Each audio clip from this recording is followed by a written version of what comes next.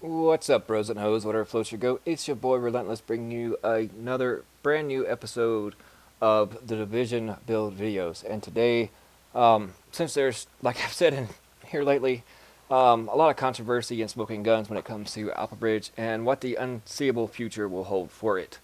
Um, so the build that I think that best competes with it currently, without more or less a status effect involved with it, such as predators or the banshee out of cover, um, which would be if they do what they did to Deadeye and Sentry and Reclaimer, what some are trying to say about Alpha, then more or less this or Pred will be coming the new meta along with Banshee or other various builds. But in my opinion, I think this is the one that'll probably best handle and stay up there close to Alpha Bridge.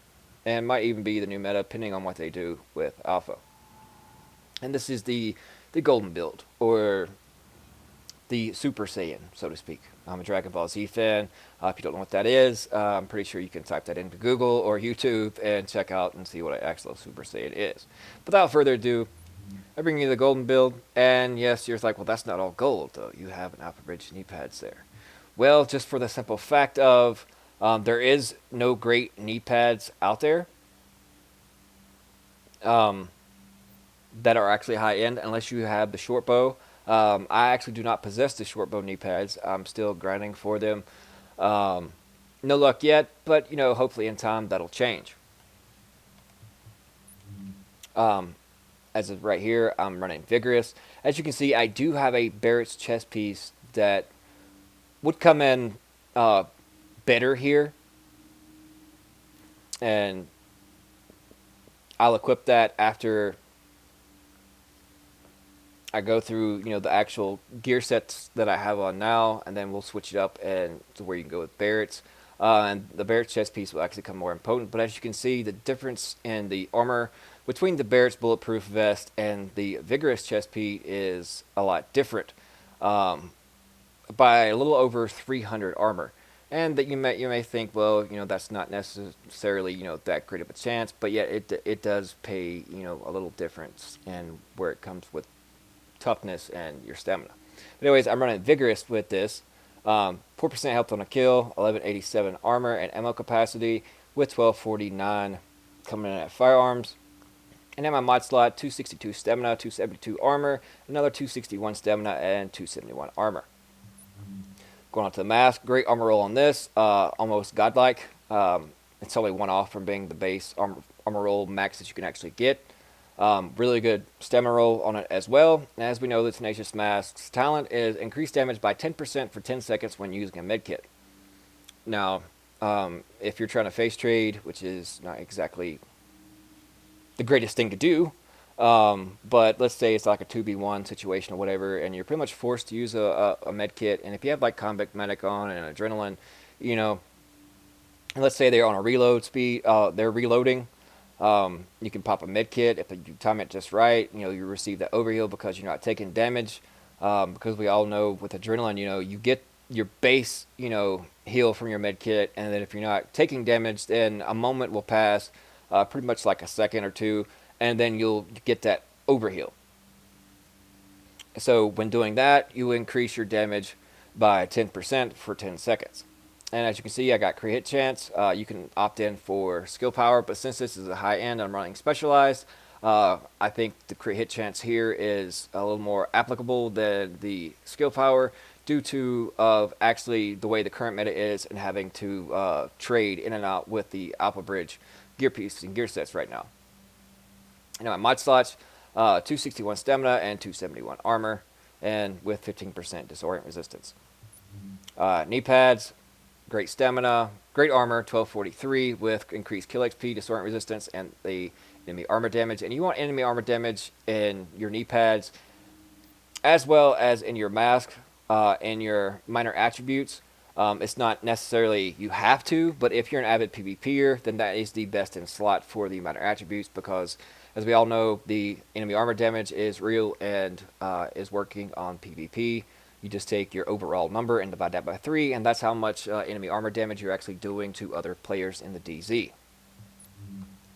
And then instead of increase kill XP, maybe some burn resistance becoming better. Or if you're running this or, doing the LZ bosses or just doing incursions or dailies or whatnot, then this increased kill XP works in really well and nice. Or if you're trying to rank up in the DZ, it also helps out really nice as well. And as you see in the mod slots, I have 261 stamina and 271 armor with 6% first aid self-heal. Running Specialized, this is pretty much the go-to on all backpacks when it comes to pretty much making any build now, because when using a Specialized backpack, as you can see, it adds 200% of firearms and stamina to skill power. So it takes accumulation of 200% of your firearms and stamina and throws them into skill power. So that way you don't have to worry about speccing anything into the electronic side to increase your skill power whatsoever if you just strap on a Specialized pack. It has really good armor at 946 that was rolled on it, and a really good firearms roll at 1245. And then the miners, 51% ammo capacity. And the mod slots, 261 stamina, 271 armor, 5.5% first aid self-heal, and another 5.5% first aid self-heal. Moving on to the gloves, it's the Skull MC gloves with 1200 in firearms, and the talent for the Skull MC glove is damage is increased by 16% when no gear set bonuses are active. So since I only have one green or teal piece in, and I don't have actually 2, that would proc a talent. So therefore, you would not receive anything or any bonus from the Skull MC gloves. But since you do not have that and you're running mostly high ends, then therefore you're going to increase your damage by the 16%. And as you can see, the major attributes: SMG damage, crit hit chance, and crit hit damage, which is basically the trifecta. In this case, I think SMGs will make a little bit of a comeback since right now ARs are more dominant in the dark zone. So therefore, I think in some viable way that SMGs will make a little bit of a comeback. When it comes to like MP7, MP5, SMG9, AUG, Vector. I don't know what they're going to do, but something along that lines. Maybe just give them a 5% tweaking, please, please, please. Frederick Thylander, massive, if you're out there listening. I know I tweeted to you that quite a few times, so we'll see what happens. But yes, ARs pretty much rule the PvP side just for the simple fact of the baked-in enemy armor damage that is into them, and since enemy armor damage plays a vital role in PvP now, then that's what you want. But basically, any weapon type that you are currently or wanting to use, you want that in the major attributes, along with crit hit chance and crit hit damage. That is the trinity, the trifecta of what you would want on gloves. And I have a pretty decent armor roll on them of 988, just as my mask is at 1000, and you can only get to 1001 on both of those gear pieces. Now, if you don't have the Skull MC gloves and you got a good pair of Savage, like I do here, then you can easily switch them out, but you still want, just on every pair of gloves, the weapon type of which you'll be using, mainly the crit hit damage and the crit hit chance. Alright, moving on to the holster. Holster, I'm running Sturdy, 1213 firearms, 1240 stamina, and 1208 in electronics. And Sturdy, when staying in cover more than 4 seconds, you increase your armor by 15%. You can easily switch this out to possibly like Nimble, where every meter run cover to cover increases your damage, but that's a more scenario-based, more or less talent. If you're able to do that without being uninterrupted while doing, a good, cover to cover movement, then by all means, you can switch the Sturdy out for Nimble. But it's more situational. And since this is more or less supposed to be a cover-based shooter, that's why I opted in for the Sturdy holster instead. It's got decent rolls all the way across the board. It's over 1200, that's the magic number that you don't want to have any pieces that are below 1200 on their main stats, no matter what they are. And I would go so much even to say 1225, no lower than that. But we'll just stick with the 1200. So if you have ones that are, possibly like any holsters that are under 1200 on any stat and they're just filler pieces, hold on to them. Don't immediately, deconstruct them or whatever, because they can still play their role in your build. And then when you do find something that's better that comes along, then you can easily switch them out, and that'll make your build more potent. Moving on to the character sheet. As you can see, my SMG9, 37.5% crit hit chance, 98% crit hit damage, and 61% headshot damage. Only 11.5% enemy armor damage, which equates to around almost 4% enemy armor damage in PvP. 107k skill power, which helps with my survivability. And I'm only running 185,940 in my max health. But my armor mitigation is at 55.3. And then you add that 15% bonus armor in there, as I'll demonstrate now. 1001, 1002, or 1 Mississippi, 2 Mississippi, 3 Mississippi, 4 Mississippi. As you can see, my toughness shoots up to 510k. Which puts my armor mitigation at 63.59%. Which comes in really nice. And just 4 seconds, you can also, try out or play around with different things.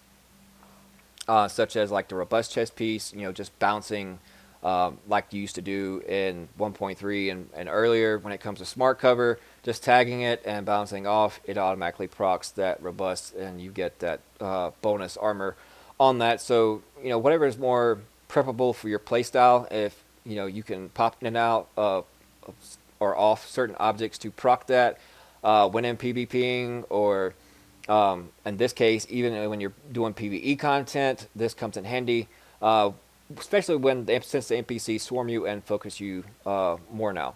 So if you're more or less a solo player, then this will come in handy, because if you're having to reload or you're on skill cooldown, then this gives you an additional armor and survivability when you're waiting for the NPCs to either quiet down, so that way you can pop them back out and suppress them, or you get your overheal or your booster shot and you just take off and just go rip them a new asshole.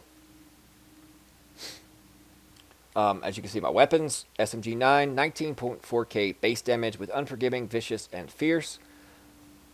110% magazine size, 2.5% crit chance, 4.7% rate of fire, 16% crit damage, 3% crit chance, and headshot damage. And as I say in all videos, when it comes to optics and suppressors, you want those 3 stats in there. As far as the crit damage, crit chance, and headshot damage, that is the absolute trifecta that you want on your muzzle and your optics. And in my suppressor, as you can see, crit chance, headshot damage, and crit damage with 47% reduced threat.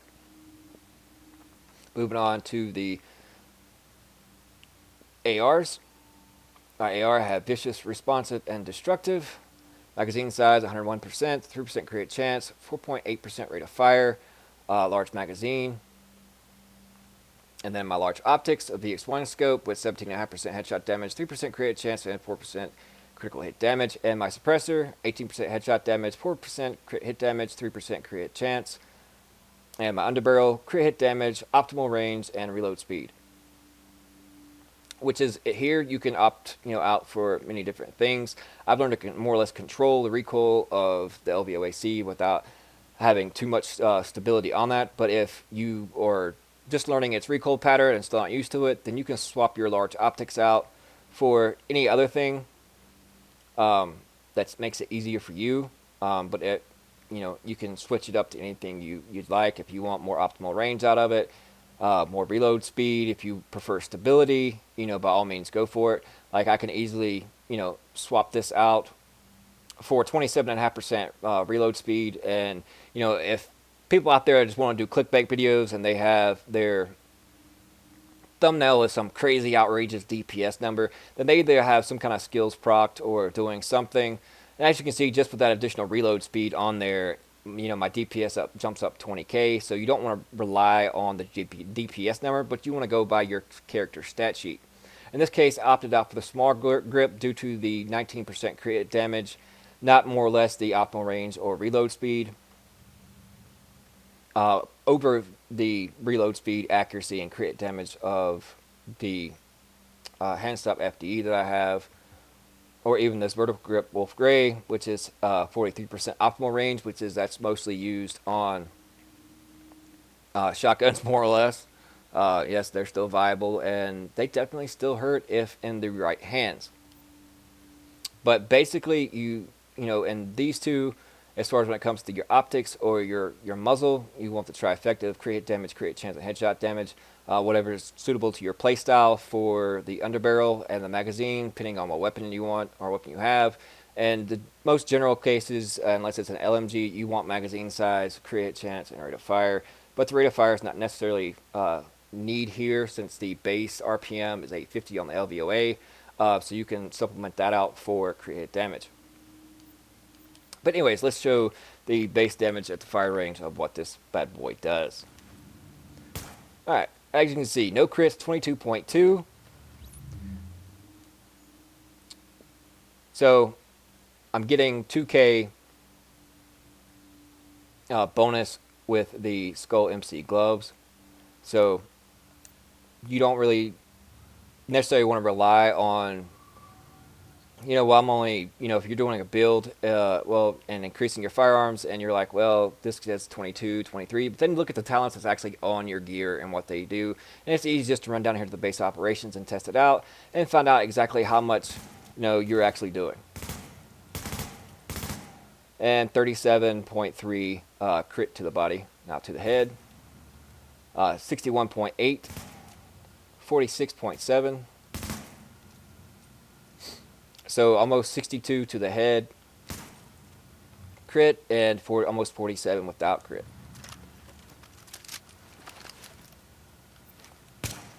SMG 9, 50.2 crit to the head. And I can't really see that. 31.2 non-crit to the head.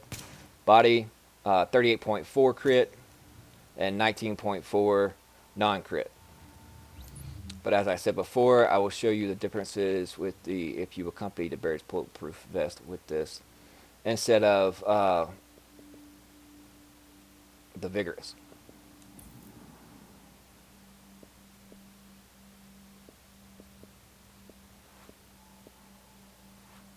As you can see, I mean, I still have over 400k toughness. Instead of 55.8 armor met, it drops it down to 53.9 just due to that lapse of the 300 in armor. But as you can see, when I pop my pulse, doing 20.2, 21.2 non-crit to the body, and doing almost 46k crit to the body. The head, 60k to the head.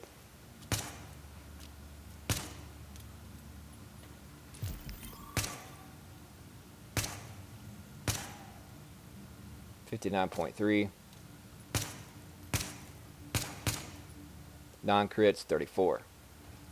So it comes in really handy using the bulletproof vest when it comes to dishing out damage, because once the talents are procced, such as just using one if you're running pulse, then you get that one skill on cooldown bonus damage of that additional 5%. So when accompanied with the Skull MC gloves and you have one skill on cooldown, you're basically boosting your output on damage by 21%. That's why I said earlier that, you know, this build will be the best thing to compete with Alpha Bridge currently, especially if you do have the bulletproof chest piece, due to the simple fact you pulse them and you're basically can dish out just as much damage as they are at the moment. And then, you know, if you have to pop your you want a booster shot with this, pop a booster shot.